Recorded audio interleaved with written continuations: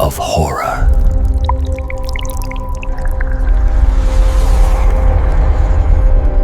यह हवेली डर का दूसरा नाम थी। बरसों से बंद और बरसों से शापित। यहां जो रात गुजारता था वो सुबह नहीं देखता था। रात के 2 बजे सुनसान सड़क पर राहुल शहर से लौट रहा था। तभी उसकी बैलगाड़ी अचानक से खराब हो गई और उसको दूर दूर तक कोई इंसान भी नहीं दिखाई दे रहे थे। राहुल परेशान हो उठा। हे भगवान, इस वक्त गाड़ी खराब होनी थी, अब क्या करूं? अंधेरे में उसे दूर एक टूटी फूटी हवेली दिखाई दी, जिसकी खिड़कियों से अजीब सी ठंडी हवा आ रही थी।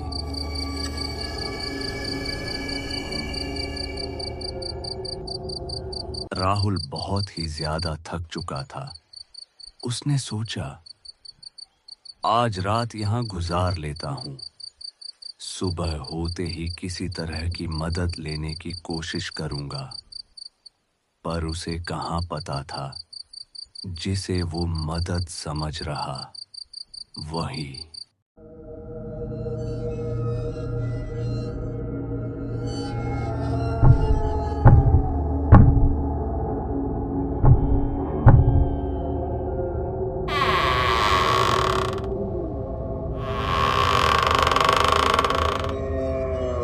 अंदर से आवाज आई।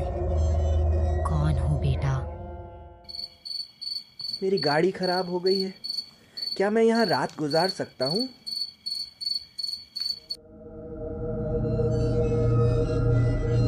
अंदर आ जाओ, लेकिन याद रखना मेरे कमरे में मत आना।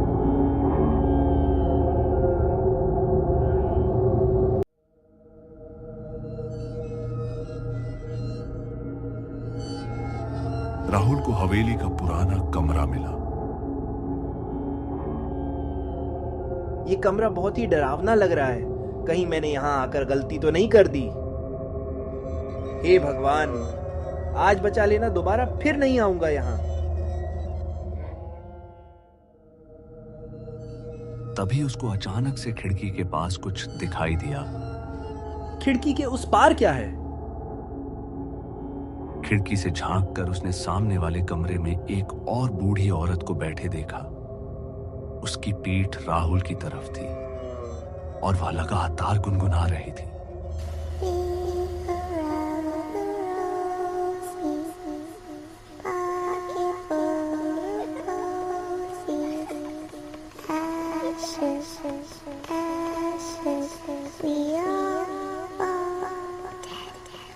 रात बढ़ती गई, लेकिन राहुल को नींद नहीं आई।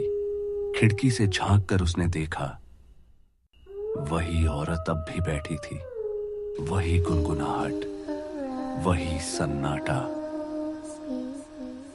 राहुल अपने आप से घबराया। ये कौन है? दूसरी औरत या? राहुल से रहा नहीं गया। वह धीरे धीरे उस कमरे की तरफ बढ़ा।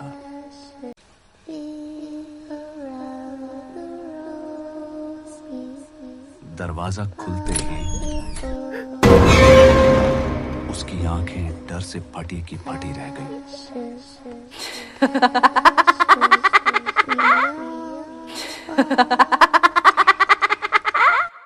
वह औरत बिना चेहरे की थी। लाल आंखें, फटे होंठ और वह अपनी ही परछाई से बात कर रही थी। हे भगवान! दरवाजा अपने आप धड़ाम से बंद होता है। मैंने तुमसे कहा था मेरे कमरे में मत आना। राहुल डर से कांपने लगता है। इतने में वो औरत भयानक हंसी के साथ,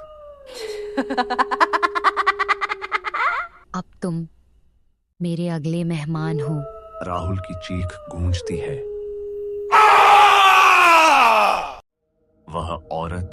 देखते ही देखते भयानक रूप लेती है। उसकी हंसी पूरी हवेली में गूंजती है। राहुल घबराकर भागने की कोशिश करता है, पर वह भाग नहीं पाता। पीछे से जैसे कोई शक्ति उसको रोक रही थी। घूमकर उसने देखा, वह औरत गायब हो चुकी थी। पर तभी उसकी नजर कमरे की तस्वीर पर गई।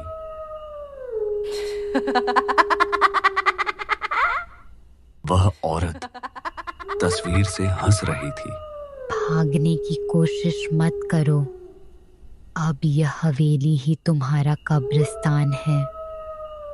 अचानक राहुल के पैरों के नीचे से फर्श टूटने लगा। नीचे सिर्फ अंधेरा और गहरी खाई थी। राहुल उस खाई की गहराइयों में समाता चला गया। चीखने की आवाजों से पूरी हवेली हिलने लगी।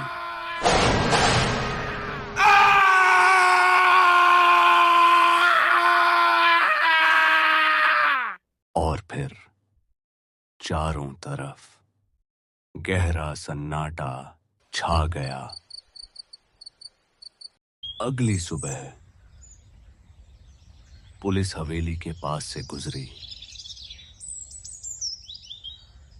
दरवाजा खुला था, लेकिन अंदर कोई नहीं था। पुलिस कुछ देर बाहर ही खड़ी रहकर कुछ सोचती है। ये हवेली इतनी रहस्यमयी क्यों लग रही है? अंदर चलकर देखना चाहिए, आखिर इस हवेली के अंदर है क्या? अंदर जाने के बाद पुलिस एक दीवार के पास पहुंचती है। पहले उन्हें कुछ समझ नहीं आता, लेकिन फिर जैसे ही दीवार पर नजर पड़ती है, अचानक पुलिस डर से कांपने लगती है। दीवार पर लिखा हुआ खून से रात का